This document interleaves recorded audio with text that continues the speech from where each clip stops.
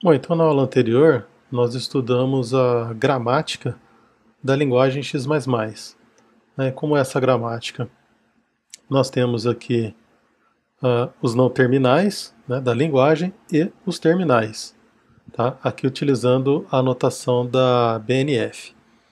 Tá? Então um programa ele é composto aí por nenhuma ou mais de uma instrução, tá? Isso que significa aqui esse asterisco, né, essa estrela, significa que eu posso ter nenhuma ou mais instruções. As instruções elas podem ser de atribuição, podem ser condicionais, laços, tá?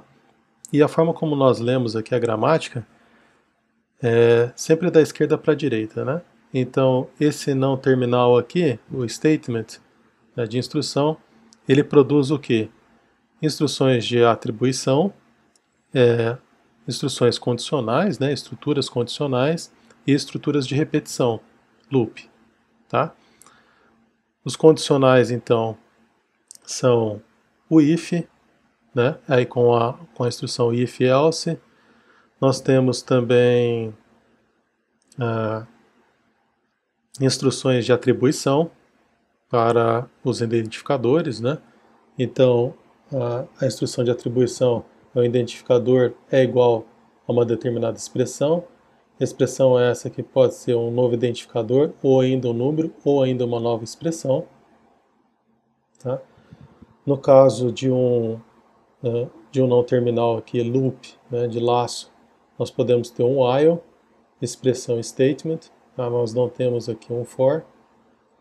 Temos também, como eu falei antes, né, uma expressão que pode ser um identificador, né, o nome de uma variável, ou um número, ou ainda uma nova expressão.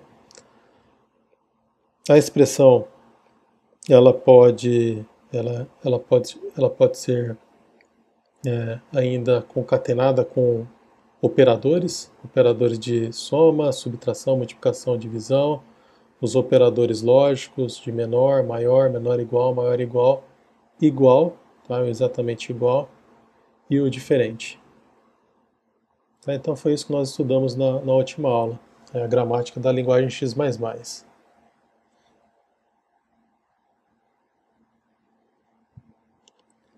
E nessa aula nós iremos iniciar aqui, estamos ainda no front-end do compilador, né? Nós iremos estudar aqui o que faz o analisador léxico e a implementação desse analisador léxico para a linguagem X++. Tá? Então, o que vem a ser então esse analisador léxico? Bom, a análise léxica, o que ele faz? Ele vai fazer a leitura, né, de um programa, de um arquivo texto, tá? Então ele vai ler um fluxo de caracteres e vai fazer um agrupamento. Tá? Cada um dos símbolos, né, do arquivo que está sendo lido na análise léxica são chamados aqui de lexemas. Tá? Então, um if, um identificador, uma constante, enfim, o que tiver lá, cada um desses símbolos são chamados de lexemas. E esses lexemas é quem fazem parte, que vão formar aí um token. Tá? Então, para cada lexema, nós iremos produzir um token nesse formato aqui. Tá? Qual é o formato? Isso aqui é um token. Tá? Então, eu tenho o nome do token, que identifica o tipo do token, pode ser, por exemplo, um identificador, uma palavra reservada, e o valor. Tá? Esse valor que vai ser, que ele vai ter deve estar, né, gravado lá numa tabela de símbolos. Ok? Então, vamos ver aqui um exemplo de como isso é feito, tá? Então imagina que eu tenho aqui essa instrução, tá? Position igual a initial mais rate multiplicado por 60. Então eu tenho cada um desses símbolos aqui são tratados aqui, são os lexemas, né? Então eu tenho o lexema position, que ele é o que? Ele vai formar aqui um token de identificação, né, ou seja, nome de uma variável, e a entrada lá na tabela de símbolos é a entrada 1. A leitura, tá, é sempre da esquerda para a direita. Então, leu position, tá, o lexema position, identificou, né, criou o token, identificador, e aqui dentro desse token eu tenho aqui como se fosse um ponteiro, né, um endereço aí para a posição na tabela de símbolos. Tem depois o sinal de igual, então lexema igual, e o token é dessa forma aqui. Depois, na sequência, eu tenho o initial, que é uma variável, então o token é um identificador, vírgula 2, tá? Que corresponde aqui à segunda linha da tabela de símbolos. E assim vai nessa sequência, né? Tem um símbolo aqui de mais, tá? Um lexema de mais, que é denotado dessa forma no token. O rate, que é também o identificador, que está lá na linha 3 da tabela de símbolos. Depois o operador de multiplicação. E por último, no caso aqui, um valor numérico, tá? Em que o token é do tipo numérico, né? E aponta aí para a linha 4 da tabela de símbolos. Então esse processo de tokenização gera uma linha dessa forma aqui, tá? Então o primeiro é um identificador, seguido de um operador de igualdade, depois de outro identificador, um operador aritmético, outro identificador, outro operador aritmético, e aqui uma constante, né, que é um número. Tá? Dessa forma que é assim que trabalha um analisador léxico. Tá? E depois é criado aqui a árvore, uma árvore de análise sintática. Perfeito?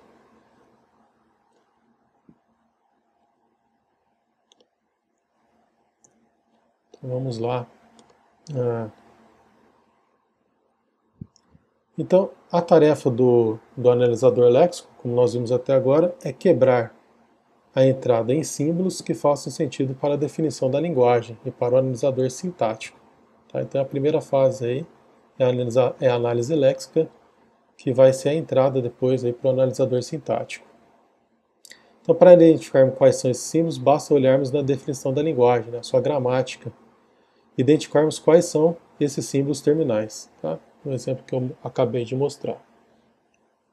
No contexto da análise léxica, chamamos esses símbolos de tokens. Nós já vimos antes, né, em aulas anteriores, que esses símbolos terminais eles compõem o alfabeto sobre o qual a nossa linguagem ela é definida. E esse conjunto de símbolos ele pode ser definido como uma linguagem, mas muito mais simples do que a linguagem alvo aí do compilador. E esse modelo mais simples, essa linguagem mais simples, nós podemos definir ela de duas formas, tá? Por meio de um autômato finito determinístico ou por meio de uma expressão regular. Então nós vamos relembrar aqui alguns conceitos lá de linguagens formais e autômatos, os autômatos finitos determinísticos, os autômatos finitos não determinísticos e as expressões regulares. Então, o autômato finito determinístico, ele é um modelo, ele é uma abstração que define as linguagens regulares. Tá? E o autômato finito determinístico, ele é composto de 5 elementos. Tá? O sigma aqui, que corresponde ao alfabeto sobre o qual a linguagem é definida. O segundo aqui, o S, que é um conjunto finito não vazio de estados, ou seja, são todos os estados do autômato.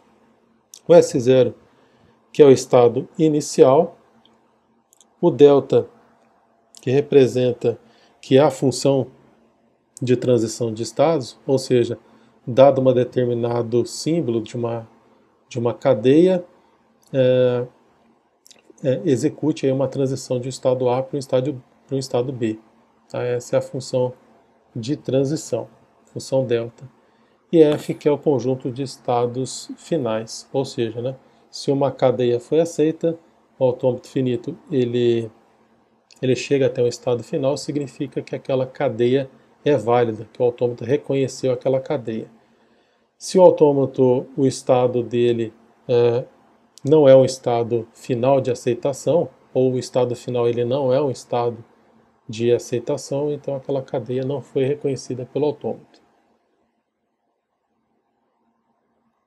Então essa figura aqui mostra, né, que o autômato então ele é um reconhecedor de cadeias. Então, dado uma determinada cadeia aqui AB, AD, ele recebe essa cadeia e para cada um dos símbolos dessa cadeia ele executa aqui uma transição de estados, tá? Representado lá por delta. No final das contas, o autômato ou ele aceita ou ele rejeita essa cadeia.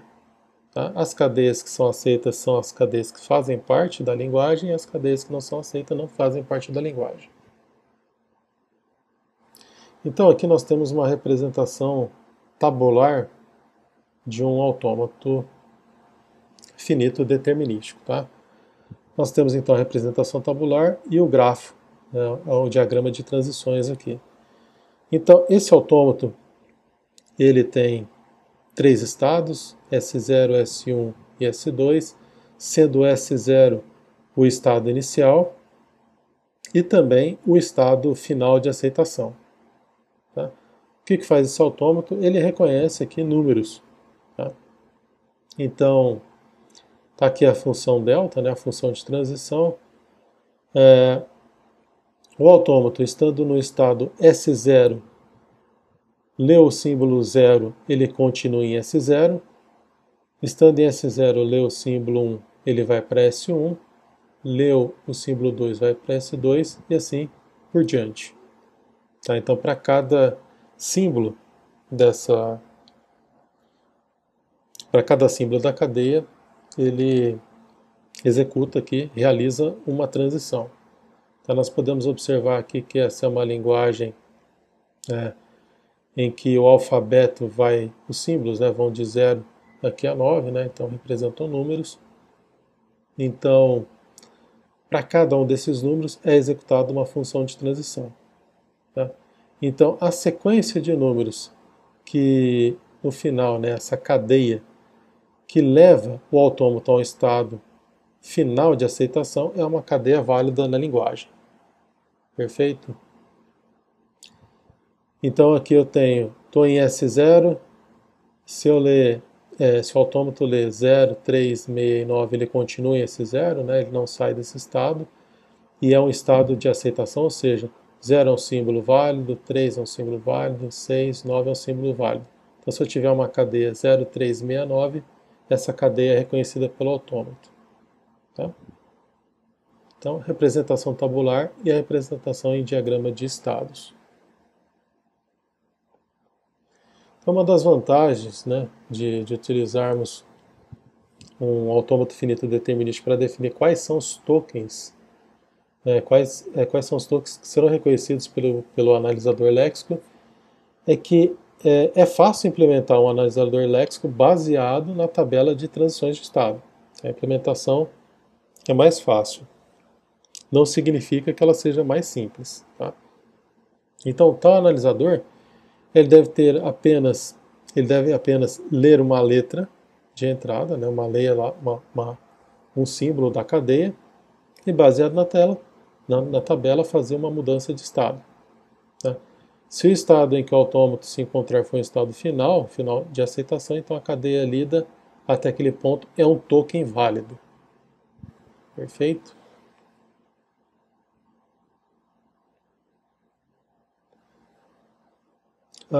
Nós temos também o autômato finito determinístico com a função parcial, ou seja, no caso aqui do estado S0, então ele tem transições definidas para todos os símbolos que vão de 1 a 9. Tá? Mas no caso do 0, eu não tenho uma função, nós não temos aqui uma função de transição definida para esse 0.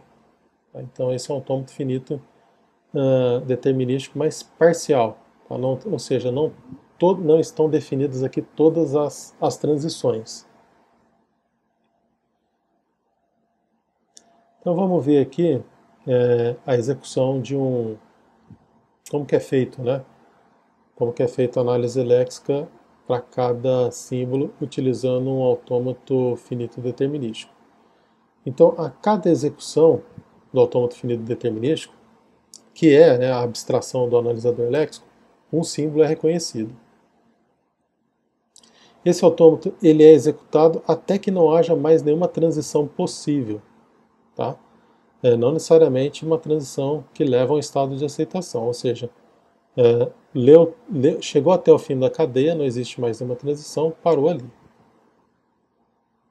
Se o último estado for o estado final, o símbolo é válido. Se não, ocorreu um erro.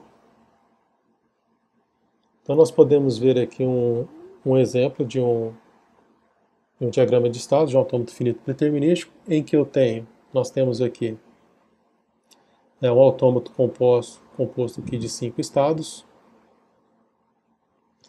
O estado 1, que é o estado inicial de aceitação, ele continua nesse estado se a cadeia, né, que está sendo lida, ou os símbolos que estão lidos são que caracteres em branco.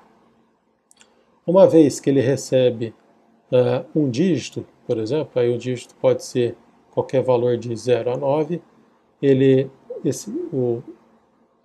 o autômato finito determinístico ele entra em um estado de aceitação, tá? Que no caso aqui é o estado 2, e continua aqui enquanto tiver dígitos sendo lidos. Tá?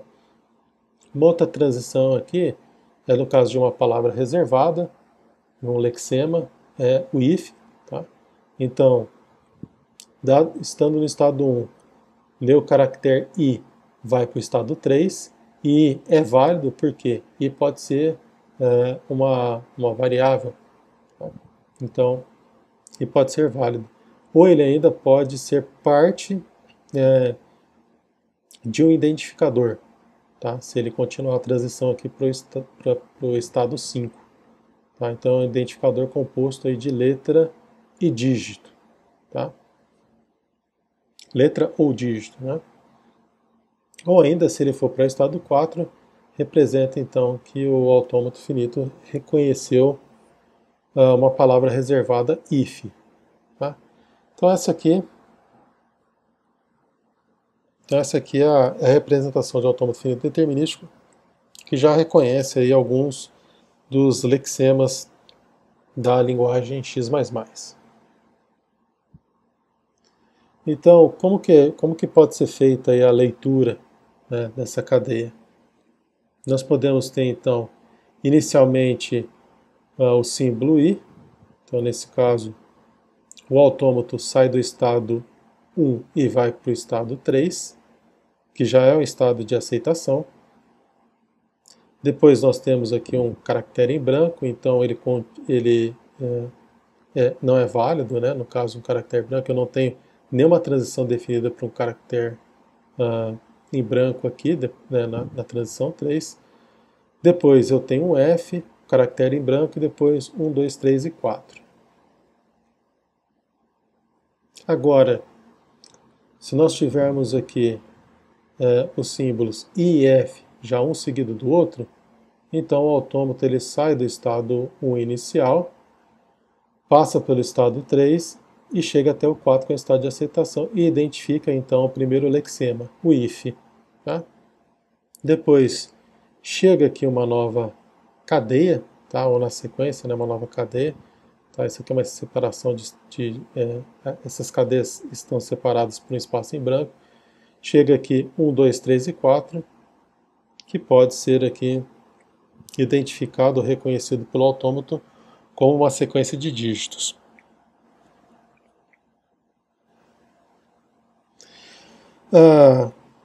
Então, observe que existe uma complexidade, tá, na leitura aí dos lexemas, porque os lexemas eles podem aparecer dessas 3 formas. Tá? Pode aparecer com os caracteres aqui inicialmente separados por espaço, ou ainda eu tenho aqui uma instrução if, né? Depois um espaço e um valor numérico, pode ser uma constante ou um valor de uma variável, ou ainda pode aparecer dessa forma, sem espaço nenhum. Tá? É interessante que a forma como o autômato finito determinístico aqui ele foi desenhado, ele foi projetado, essa sequência aqui, essa cadeia, ela leva o autômato ao estado de aceitação e ainda quebra, faz a tokenização dos dois lexemas, tanto do if quanto da constante numérica. Tá? Então o if ele vai chegar aqui até um estado de aceitação, 4, ele vai continuar depois a leitura e vai reconhecer 1, 2, 3, 4 como sendo dígitos. Tá? Então ele vai conseguir produzir aqui esses dois lexemas, ou, ou os dois tokens. Né? Podemos ainda ter essa entrada, né, que eu tenho 1, 2, 3, 4, if 1, 2, 3, 4. Da mesma forma, tá? Então o autômato aqui ele vai reconhecer inicialmente 1, 2, 3, 4 como sendo dígitos, tá? Vai levar a um estado de aceitação. Depois o if, que vai também levar a um estado de aceitação, e 1, 2, 3, 4, que levam a outro estado de aceitação. Então nós temos aqui 3 lexemas que vão gerar aqui 3 tokens. Então a ideia é associar a cada nó um tipo de token. Tá? Então eu tenho, o token pode ser do tipo dígito, pode ser ainda do tipo letra e dígito, pode ser aqui no caso uma letra menos, menos o símbolo i, aqui também letra e dígito, aqui pode ser o estado 5 aqui do 3 para o 5 pode ser uma letra e dígito mais uma letra menos o F. Tá? Então, para cada um desses nós temos um tipo de token. Se a execução termina no estado 2, esse estado aqui, um número foi reconhecido. Se termina nos estados 3 ou 5, um identificador foi reconhecido, né? O nome de uma variável foi reconhecido. Se termina no 4, um if, né, uma instrução if, condicional if, foi reconhecida. Bom, então aqui, essa aqui é uma tabela, uma representação de uma tabela de transição, em que eu tenho aqui os 5 estados, tá? Então essa tabela representa este diagrama de estados aqui. Nós temos então 5 estados, e aí, para cada um desses estados, será produzido um tipo de lexema, tá? Que vai formar o token. Então, no caso da entrada aí de um branco, então o próximo estado, sendo o estado inicial 1, sendo lido um caractere em branco, vai para o estado 1. Se foi lido um dígito, vai para o estado 2. Se foi lido o símbolo I, vai para o estado 3. E se foi lido uma letra que seja diferente de I, vai para o estado 5. Tá? E nesse caso, o estado 5, tá? Ele vai... nós iremos produzir aqui um tipo de lexema que é um erro. Tá? Isso se ocorrer essa sequência aqui de estados. Tá? Partindo do estado 2, foi lido um dígito, ele continua no estado 2, então foi reconhecido um lexema que é um número.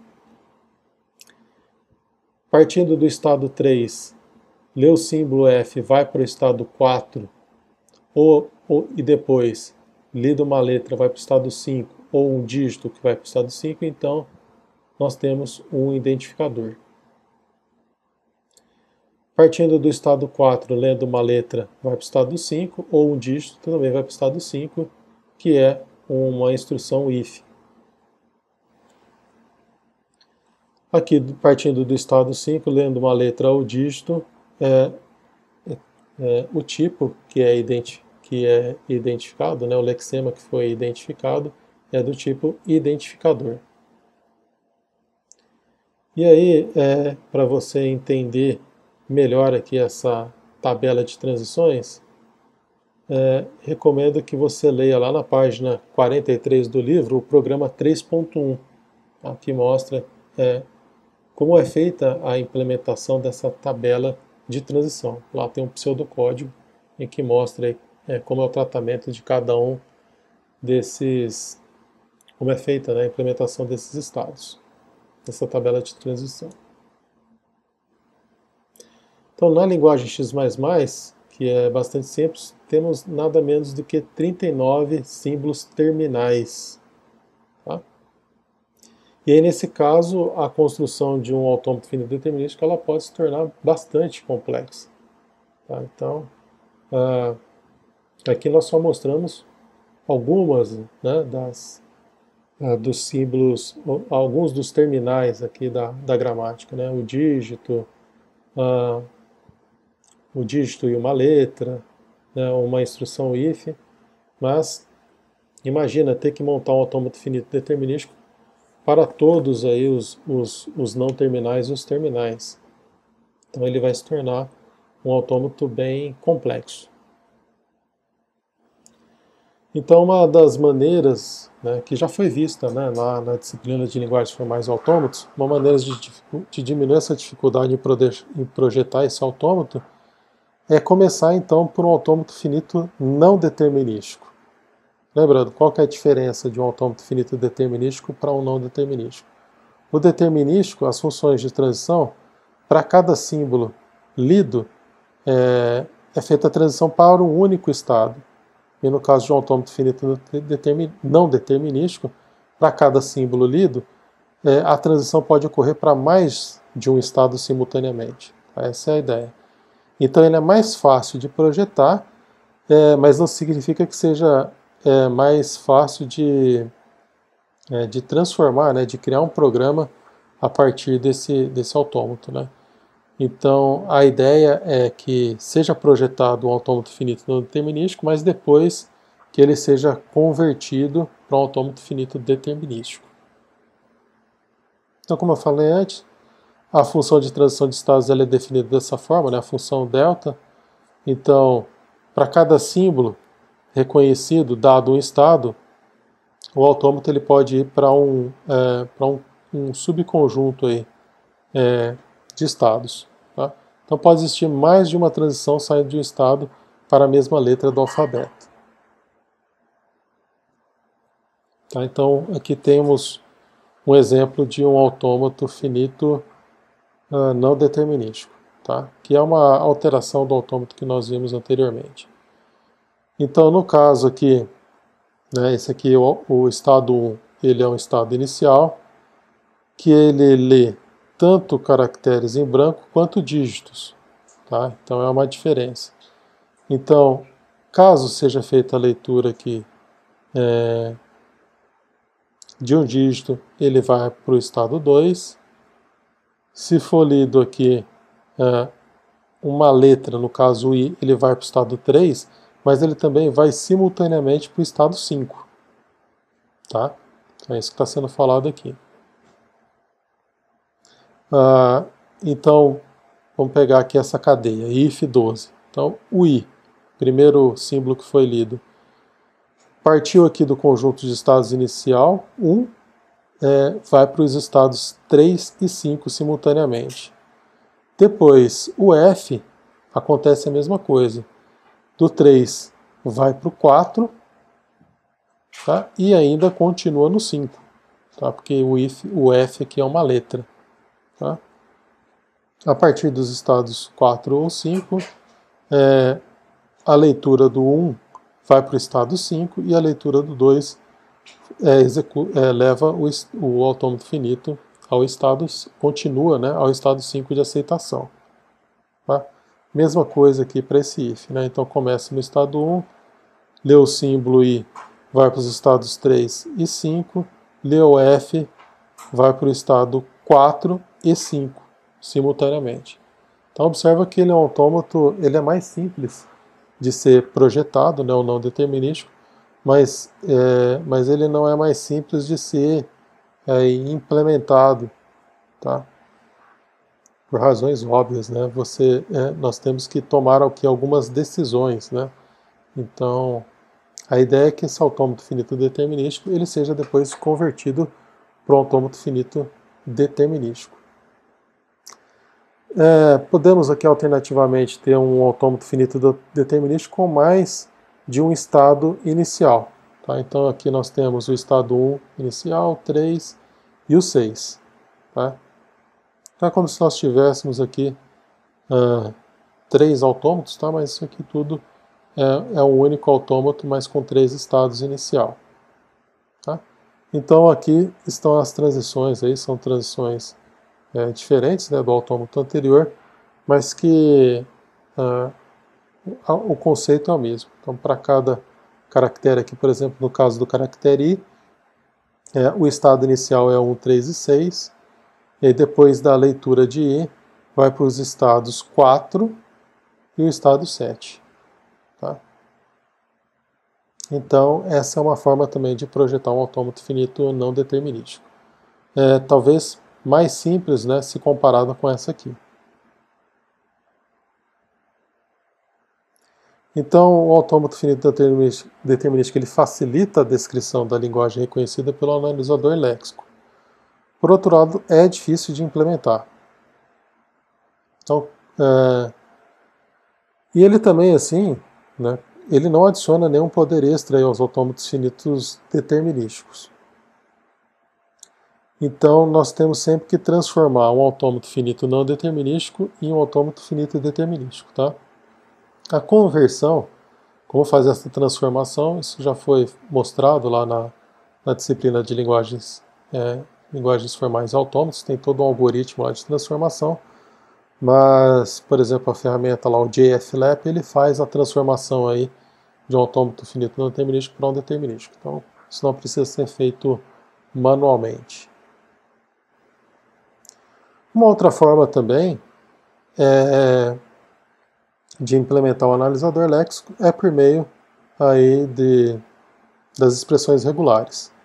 E essas expressões elas utilizam operadores para combinar as letras do alfabeto e formar as linguagens, né, e formar a linguagem. Então aqui alguns dos operadores que nós temos é o operador de união.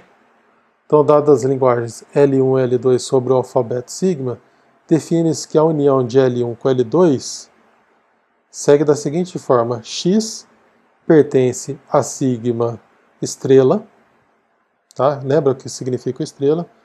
Estrela aqui é um operador em que nós podemos ter nenhum símbolo ou N símbolos, tá? Nesse alfabeto. E tal que X pertence à linguagem L1 ou X pertence à linguagem L2. Tá? Então essa aqui nós podemos definir então a linguagem por meio do operador de união. Uma outra operação possível é de concatenação. Então, dado duas linguagens L1 e L2 sobre o alfabeto sigma, define-se que L1 concatenado com L2 como X concatenado com Y pertence a sigma estrela, tal que X pertence a L1 e Y, né, esse símbolo aqui é de e Y pertence a L2. Uma outra operação é o fecho transitivo, fecho de Kleene, né, que é a estrela. Então, dada uma linguagem L sobre o alfabeto sigma, define-se L estrela como sendo que a união de lambda, que representa uma cadeia vazia, união com L concatenado com L, união com L concatenado com L 3 vezes e assim por diante. Tá? Então, esse é o operador do fecho de Kleene. O que significa é que nós podemos ter infinitos símbolos para essa linguagem ou nenhum símbolo, né, que é representado aqui por lambda. Nós só estamos relembrando aqui, né, expressões regulares também foi abordado na disciplina de linguagens formais e autômatos. Então a ideia é que cada item léxico, tá, cada lexema, ele pode ser definido por meio de uma expressão regular. Então, por exemplo, um número, ele pode ser definido por meio dessa expressão regular. Dígito concatenado com dígito estrela. O que significa? Eu posso ter aqui um único dígito para esse número, ou ainda posso ter um dígito concatenado com nenhum dígito, né, no caso do estrela aqui, ou com mais de um dígito. Então, posso ter 2, 3, N dígitos aqui concatenados. A expressão regular aqui, no caso aqui de uma palavra reservada, né, do if, que é a concatenação de I com F. Podemos ainda ter o identificador, que nada mais é do que a concatenação de uma letra concatenado o quê? Com uma letra ou dígito. Tá? Isso pode ocorrer nenhuma vez ou nenhuma vez ou N vezes. Tá? É isso que o operador estrela significa.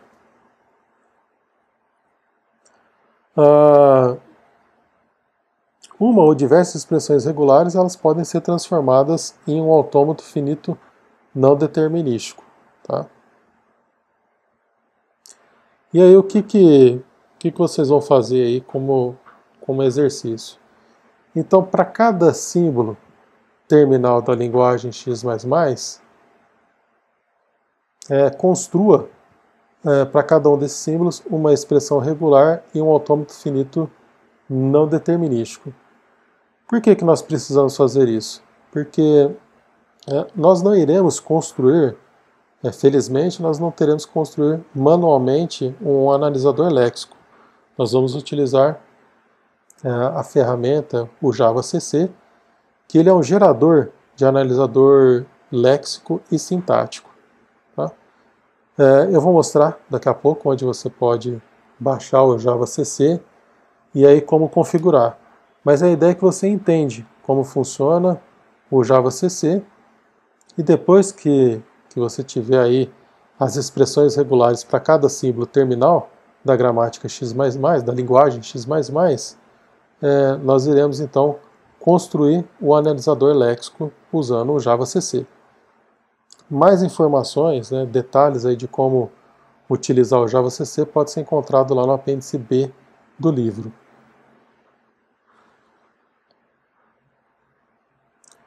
Bom, deixa eu mostrar então onde você vai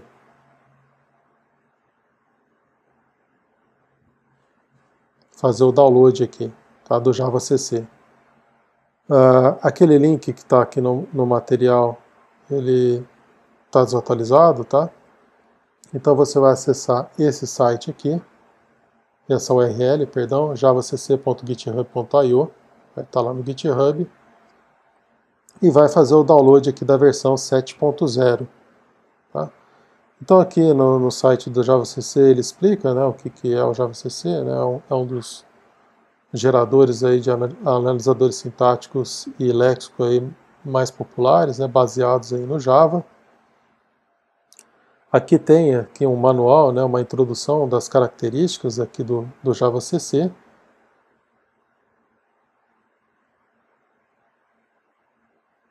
Fala aqui algumas das diferenças, tá, entre o Antler ou entre o YAC, que são outros geradores de analisadores léxicos e sintáticos.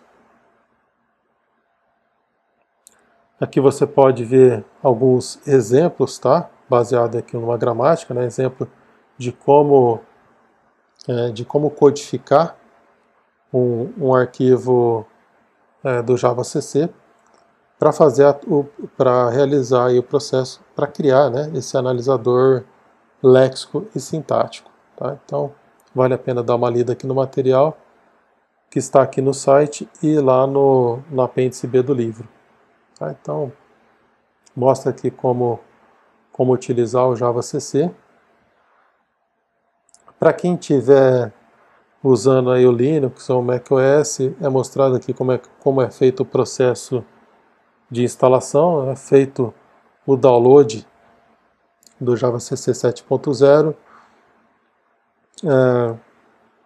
descompacta ele, você vai pegar o arquivo .jar e colocar dentro de uma pasta target, tá, que eu já vou mostrar daqui a pouco como você pode fazer isso aí, e renomear para javacc.jar.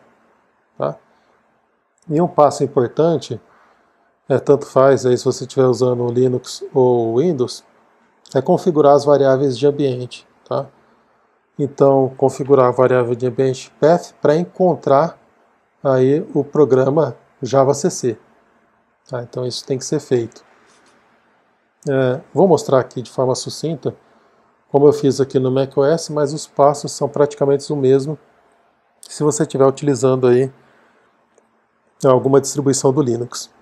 Bom, então o que eu fiz, né? Após feito o download do JavaCC, descompactei ele e depois eu copiei ele aqui para essa pasta library, tá? Aqui no macOS, tá? No Linux aí você pode colocar lá na bin, tá? Ou qualquer pasta aí que o usuário tem acesso.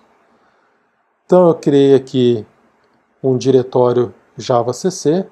Dentro do JavaCC tem descompactado aqui, né, a versão 7.0 do JavaCC. E aí o primeiro passo que você vai fazer é, dentro aqui de Bootstrap, você tem o jar, tá, o javacc.jar, que é a biblioteca do JavaCC. Você vai criar aqui um diretório com o nome target, tá, e vai copiar esse JavaCC aqui para dentro.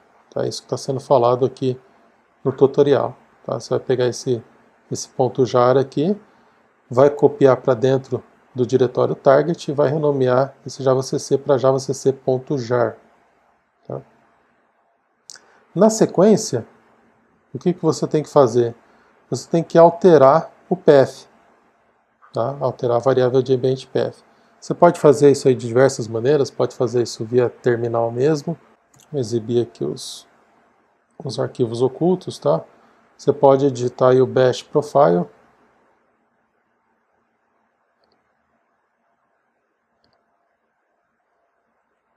E aí colocar o caminho do JavaCC, tá? Então, para editar, você edita o arquivo aí do bash.profile, do .bash_profile e coloca o caminho, o que? Do diretório scripts, tá? Que esse diretório scripts é quem tem aqui o JavaCC scripts, tá aqui, ó. Deixa eu mostrar novamente aqui o diretório, tá? Você vai acessar aqui, ó, diretório scripts. Tá? Então aqui dentro de scripts é que eu tenho o JavaCC. Aí tem os bats aqui também, né, que são usados para Windows. O JJRun, JJ3, enfim, são todos os programas que são utilizados pelo JCC. Então, você precisa colocar isso aí no path. Tá? Para Windows é um pouquinho diferente, mas a ideia é a mesma. Então, configurou o path aqui do JavaCC. Importante, tá? Você precisa também, para utilizar o JavaCC, você precisa ter o Java instalado também. Tá? Então, primeiro passo, né, lá no terminal, você executa javac -version e aí você vai saber se tem o Java, o JDK, né, o JDK e o JRE do Java instalados. Tá? E aí na sequência, depois que você configurou aqui, né, o bash profile, a variável de ambiente, path, ele tem uma recomendação aqui que você ajuste as permissões do diretório scripts para executar o JavaCC. Tá? Então você, no Linux ou no macOS, você digita lá chmod mais x e o diretório scripts /javacc. Tá? Isso aí ele deve resolver o problema caso você digite aqui javacc e apareça algum erro. Tá? Então digitei aqui javacc, está funcionando, tá? Ele mostrou aqui algumas opções, tá? de execução aqui para produzir aqui os analisadores léxicos e sintáticos. Então, se apareceu essa tela aqui, significa que está ok, tá? Que está tudo certo. Então, fica como dica olhar bem aqui o diretório e também se você criou aqui, tá, esse diretório target e dentro colocou o javacc.jar dentro desse target, tá? Porque é aqui que o programa, né, que o JavaCC vai olhar. Tá? Vamos abrir aqui scripts, pegar aqui o JavaCC tá? Então ele vai procurar o jar lá dentro desse diretório target, tá? Por isso que é importante que você tenha ele. Muito bem, feito isso, configurou as variáveis de ambiente, o que você precisa fazer?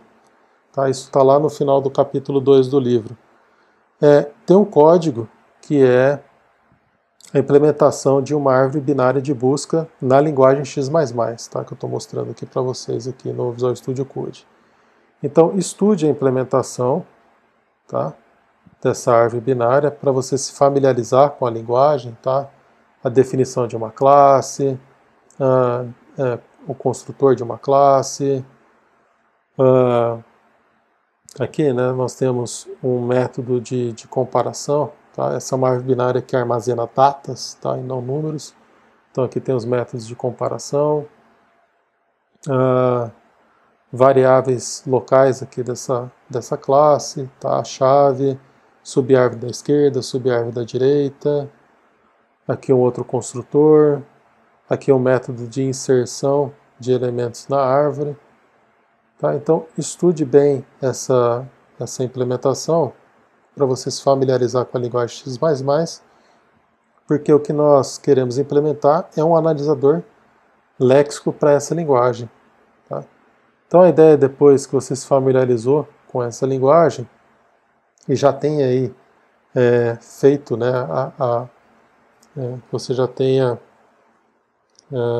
realizado aí para cada um dos não terminais da gramática, você já tenha criado aí as expressões regulares, você vai chegar depois, no final das contas, em um arquivo, tá, JJ, que é um arquivo que é reconhecido pelo JavaCC, em que você vai preencher esse arquivo, tá, porque o JavaCC ele já tem lá um esqueleto, tá, de um arquivo, em que você vai preencher esse arquivo com o quê? Com os tokens, tá? Então, inicialmente, quando você utilizar um arquivo JJ, tem uma seção aqui do que é desprezado pelo analisador léxico, né? No caso aqui, os caracteres de escape, né? O /T, /N, de nova linha, /R, /F. Então, esse skip significa que o analisador léxico ele tem que pular caso ele encontre alguns desses símbolos. Tá?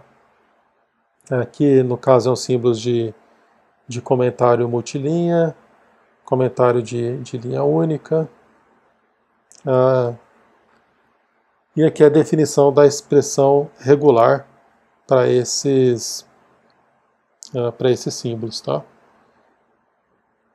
E aqui, tá, como exemplo, nós temos aqui algumas expressões regulares para os tokens aqui da linguagem, tá? Então, para o comando break, tem aqui a expressão regular, para class, para a palavra reservada a class, para o construtor, para o else, para o extends, para o for, para o if, enfim, para todos os terminais, tá, da gramática. Então, o nosso trabalho, então, é para cada... Deixa eu voltar aqui. Então, aqui para cada terminal e não terminal, definir, né, uma expressão regular, que é o que vai ser utilizado para alimentar esse arquivo aqui do JavaCC, tá? Que a extensão é JJ. Perfeito?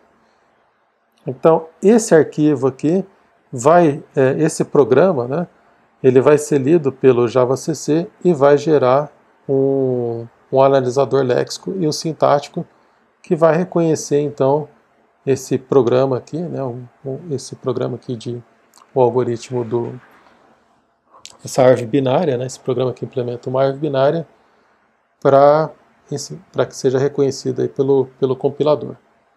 Tá, e seja depois finalmente executado lá na frente, né, lá no final da disciplina, nós vamos gerar aí, então, a linguagem alvo do compilador. Tá? Então, retomando, baixe o JavaCC, faça a instalação aí no seu computador e aprenda como ele funciona.